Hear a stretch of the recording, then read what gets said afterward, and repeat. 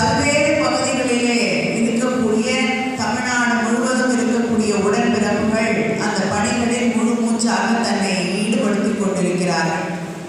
பல பகுதிகளில் 30% எட்டிவிட்டார்கள்.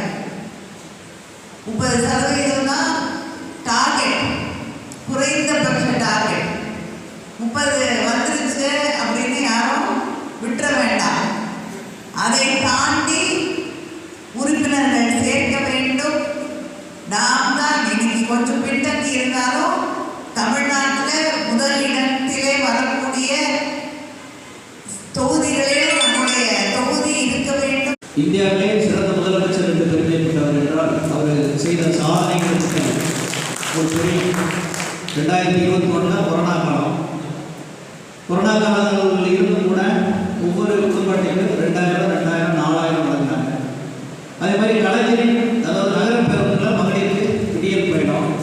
விடியல் பயணத்தில் பார்த்தீங்கன்னா ஒரு நாளைக்கு 58 லட்சம் மகளிர் பயணம் செய்கிறாங்க. அதனால் முழுமையாக ஒரு ஊரில் 500 வீடுகள் இருந்தால் 500 வீடுகாரங்களும் நம்மளுடைய மாண்பு முதலமைச்சர் செய்த திட்டங்கள்லாம் பயன்படுறாங்க. அதே மாதிரி கலைஞர் மகளிர்